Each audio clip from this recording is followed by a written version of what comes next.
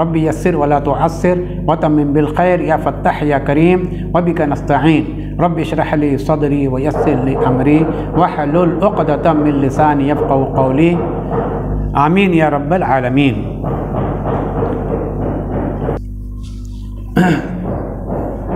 तो फितने से यहाँ पे क्या मुराद है? क़ातिल हत्ता ला तकून फितना, तो फितने से साहिब जलालैन शिरक मुराद ले रहे हैं, यानी यहाँ तक कि शिरक उनका ख़त्म हो जाए वहाँ। और जब शिरक ख़त्म होकर जब इस्लाम में पलट आए तो उनसे उन्हें छोड़ दो, और अगर वो अपने शिरक पर कायम रहते तो उनसे क़िताल करो। ये साहिब जलालैन का ख़याल है। फितने का मतलब और इख्तिताम फितना तक जारी रखना हुक्म आया। अपने रसूल से खिताब हो रहा है कि इन काफिरों से कह दो कि अगर तुम कुफ्र व इनाद से बाज रहे और इस्लाम में दाखिल होकर तालीम मग़फ़िरत हुए तो ज़माने कुफ्र में जो कुछ गुनाह किया था अल्लाह ताला माफ़ कर देगा। जैसा कि रसूल सल्लल्लाहु अलैहि वसल्लम ने फरमाया, जो इस्लाम में आकर नेकुकार रहा तो उसके जाहिलियत के गुनाहों से भी मुआख़ज़ा ना होगा, और जो इस्लाम में आने के बाद भी बराबर रहा तो उससे हर दो ज़मानों के अमाल से मुतालिक पुरसिश होंगी, उससे पूछा जाएगा। नबी अकरम सल्लल्लाहु अलैहि वसल्लम ने फरमाया कि इस्लाम माक़ब्ल गुनाहों के लिए तौबा है। इस्लाम माक़ब्ल के गुनाहों से, इस्लाम के माक़ब्ल गुनाह तौबा है, और तौबा भी तो अपने से पहले गुनाहों को मिटा देती है। लेकिन ऐ नबी सल्लल्लाहु अलैहि वसल्लम अगर आप ये अपनी साबिक़ा चाल पर कायम रहे और उन्होंने इनाद ना छोड़ा तो क्या वो नहीं जानते कि पहले के लोगों का क्या हश्र हुआ था? इनाद और तकज़ीब का साबिक़ा उम्मतों ने क्या नतीजा देखा था? याद रखो, अज़ाब व उक़ूबत ही उनका इलाज होगा। सुन्नत अव्वलीन से मुजाहिद और सदीन फरमाते हैं कि यौम बद्र मुराद लेते हैं। सुन्नत अव्वलीन से मुराद क्या? यौम बद्र मुराद ली जाती है। और फरमाया कि उनसे खूब क़िताल करो हत्ता कि फितना दब जाए, शिरक मिट जाए और दीन अल्लाह ताला का हो जाए। यानी शिरक मिट जाए। फितने से मुराद उनका शिरक, उनके कुफ्र, उनका इनाद, मुसलमानों से उनकी दुश्मनी जो थी वो दुश्मनी अगर ख़त्म हो गई तो ठीक है, वरना फिर वो फितना वही कहेंगे जब तक तो फितना और इनाद उनके दिलों में क्या ना चला जाए जब तक उनसे क़िताल करो, है ना।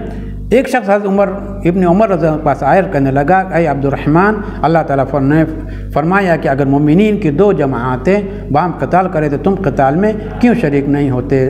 तब कि ऐसी दो जमातों का कुरान में ज़िक्र है। तो इब्न उमर ने फरमाया, ऐ भतीजे, शरीक जंग न होने का तान मुझ पर आसान है बनस्बत उसके कि मैं किसी मोमिन को अमदन कत्ल करूँ। अल्लाह ताला फरमाता है कि तुम उनसे क़िताल करो हत्ता कि फितना ही बाकी ना रहे। इब्न उमर कहते हैं कि अहद रसूल सल्लल्लाहु अलैहि वसल्लम में हमारी यही कैफियत थी। इस्लाम में बहुत कम अफराद थे।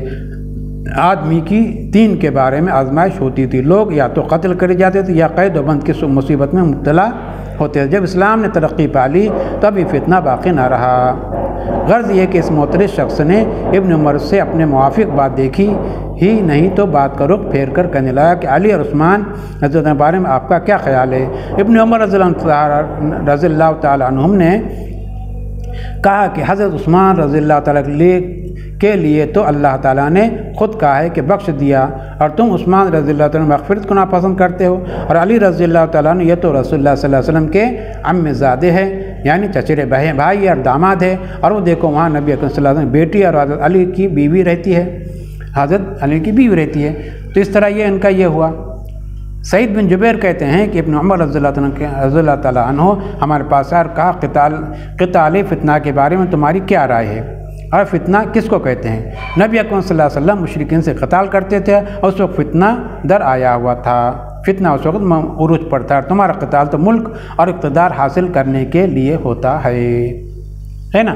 तो कह रहे फितने के मतलब क्या हुआ? फितना यहाँ से मुराद यहाँ कुफ्र और शिरक है, काफिरों का, उनकी दुश्मनी है, उनका इनाद है जो कि उन्होंने अपने दिलों में पार रखा था। फ़इन तवल्लो फ़अलम अन्नल्लाह मौलाकुम, फ़इन तवल्लो फ़इन्नल्लाह मौलाकुम फ़इन इंतहू, अगर तुम कुफ्र के साथ तुम्हारे क़िताल से वो बाज रहे तो तुम भी उनसे हाथ रोक लो, इसलिए कि तुम्हें उसके दिल का हाल क्या मालूम, जो कुछ उनके दिल का हाल अल्लाह ताला उनको जानता है, उनको देखता है। जैसा कि फरमाया, अगर उन्होंने तौबा कर ली और नमाज़ पढ़ते रहे और ज़कात देते रहे तो फिर उनसे पुरशिश یعنی ان سے بات پرس مناسب نہیں۔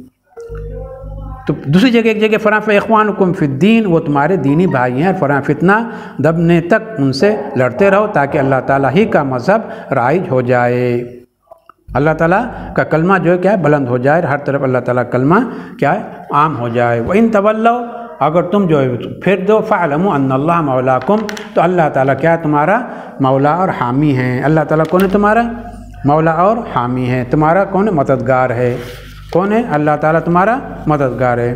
تو وہی کہہ رہے ہیں اور اگر وہ روگردانی کر لے تو یقین رکھو اللہ تعالیٰ تمہارا رفیق ہے، اللہ تعالیٰ کون ہے تمہارا رفیق ہے۔ نعم المولا ان اللہ مولاکم، اللہ تعالیٰ تمہارا رفیق ہے اور وہ بہت اچھا رفیق ہے اور بہت اچھا مددگار ہے۔ نعم المولا، پھر وہ بہت اچھا رفیق ہے، اور وہ نعم النصیر، نعمہ کا افعال مدح و ذم سے ہے یہ نعمہ، نعم المولا و نعم النصیر، اللہ تعالیٰ بہت ہی زیادہ اچھا مدد کرنے والے مددگزار ہے۔ تو اللہ تعالیٰ تمہارا مولا ہے، اگر انہوں نے پیٹھ پھیر لی تو جانتے رہو کہ اللہ تعالیٰ تمہارا مولا ہے، وہ بہت بڑا اچھا مولا ہے اور بڑا اچھا مددگار ہے۔ اگر ان کی عادت تمہارے خلاف اور تمہاری محاربت پر قائم رہی تو اللہ تعالیٰ تمہارا مولا اور تمہارا ناصر ہے۔ عبد الملک بن مروان نے جو کہ خلیفہ تھا بنی امیہ کا، مروان نے عروہ کو لکھا اور چند باتیں دریافت کی تو عروہ نے یوں جواب دیا سلام علیک، میں اللہ تعالیٰ واحد کی حمد کرتا ہوں، پھر میں تمہیں لکھتا ہوں کہ تم نے مجھ سے نبی اکرم صلی اللہ علیہ وسلم کے مکہ سے مدینہ کی طرف ہجرت کے واقعات پوچھے ہیں، مکہ سے مدینہ کی طرف ہجرت کے واقعات پوچھے ہیں، تمہیں بتاؤں گا کہ قوت و طاقت اللہ تعالیٰ کے سوا کسی کو نہیں، قوت اور طاقت اللہ تعالیٰ کے علاوہ کسی کو حاصل نہیں۔ اللہ تعالیٰ نے آج صلی اللہ علیہ وسلم کو نبوت عطا فرمائی، وہ کیسے اچھے نبی اور کیسے اچھے سید تھے، اللہ تعالیٰ انہیں جزائے خیر دے، جنت میں ہمیں ان کا چہرہ دکھائے، انہی کے دین و ملت پر زندہ رکھے اور انہی کے دین پر مارے اور انہی کے ساتھ ہمیں زندہ اٹھائے۔ آپ نے جب ہدایت اور نور کی طرف قوم کو بلایا تو لوگوں نے آپ صلی اللہ علیہ وسلم کی تبلیغ کو کچھ ایسی اہمیت نہیں دی، حضور اکرم صلی اللہ علیہ وسلم کی وحی کو سن بھی لیتے تھے، اور جب آپ صلی اللہ علیہ وسلم نے ان کے بتوں کا ذکر شروع کیا اور مالدار قریش کے لوگ طائف سے مکہ آئے تو ان میں سے اکثر کی تبلیغ بہت ناگوار گزری، آپ صلی اللہ علیہ وسلم کو تبلیغ سے بیزار ہوئے، آپ صلی اللہ علیہ وسلم کی تبلیغ سے وہ لوگ بیزار ہوئے اور جو کہ مسلمان ہو بھی جاتا تو اس کو بہکانے لگتے، چنانچہ مائل ہونے والے عامۃ الناس بھی بے رغبت ہو گئے، مگر چند لوگ اپنے مستقل ارادے پر قائم رہے، اسلام کی طرف سے ان کے خیالات پراگندہ نہیں ہوئے۔ اب قریش کے سرداروں نے باہم مشورہ کیا کہ اسلام قبول کرنے والوں پر سختی کرے، اور یہ فتنہ ایک زبردست زلزلہ تھا جو اس فتنے میں پھنس گیا اور جس کو اللہ تعالیٰ نے محفوظ رکھا تو محفوظ رہا۔ جب مسلمانوں پر یہ قریش بہت ظلم توڑنے لگے تو حضور صلی اللہ علیہ وسلم نے مسلمانوں کو مشورہ دیا کہ ارض حبشہ کی طرف ہجرت کر جائیں، تو اس طرح آپ کی ہجرت جو وہاں سے شروع ہوئی۔ تو یہی کہہ رہے ہیں فَإِنِ انْتَوَوا فَإِنَّ اللَّهَ غَفُورٌ رَحِيمٌ، اور اگر وہ رک جائے تو اللہ تعالیٰ کیا ہے غفور الرحیم ہیں، یعنی بخشنے والے ہیں۔ وَإِن تَوَلَّوْا فَإِنَّ اللَّهَ مَوْلَاكُمْ، اگر تم نے اسلام کی عداوت چھوڑ دی، اس رسول کی عداوت چھوڑ دی، اللہ کے فرما بردار اور مطیع بن جائے تو کیا ہے اللہ تعالیٰ تمہارا مولا ہے، یعنی تمہارا رفیق ہے، اللہ تعالیٰ تمہارا کیا ہے رفیق ہے۔ وَنِعْمَ الْمَوْلَى وَنِعْمَ النَّصِيرُ، اور وہ رفیق کیا ہے اچھا رفیق ہے، کیا ہے اچھا مددگار ہے۔ مولاکم متولی اور امورکم، یعنی وہ تمہارے تمام معاملات کا کیا ہو جائیں گا متولی ہو جائیں گا۔ نعم المولا ہوا اور نعم النصیر اے ناصر لکم، وہ تمہارا کیا مددگار ہو جائیں گا۔ تو یہ تھا آج کا سبق، آج کی یہاں تک کی آیتیں جس کا ہم نے جو یہاں ابھی تفسیر اور ترجمہ مختصر تفسیر اور ترجمہ جلالین سے پڑھی ہم نے، ان کے ظاہر اسلام قبول کرو اور ان کے دل و نیت کا حال اللہ کے سپرد کر دو، یہ اس کو کہنا۔ اللہ تعالیٰ ان کے اعمال کو دیکھنے والا ہے، چنانچہ ان کے عمل کے موافق ان کو جزا دیں گا۔ اور ان تولوا، اور اگر ایمان سے روگردانی کریں گے تو اللہ تعالیٰ کا نام لے کر ان کے مقابلے سے مت ہٹو، اور یقین رکھو کہ اللہ تعالیٰ تمہارا حمایتی ہے، یعنی تمہارا مددگار اور تمہارے کاموں کا کارساز ہے۔ وہ کیا خوب کارساز ہے اور کیا خوب تمہارے لیے مددگار ہے، کیا خوب تمہارے لیے مددگار ہے۔ تو یہ جو ہے چند آیتیں تھی جو ہم نے پڑھی۔ اور آج کا سبق جو یہیں پر ختم ہو جاتا ہے. انشاءاللہ پھر ہم پھر پڑھیں گے انشاءاللہ. وآخر دعوانا الحمدللہ رب العالمین.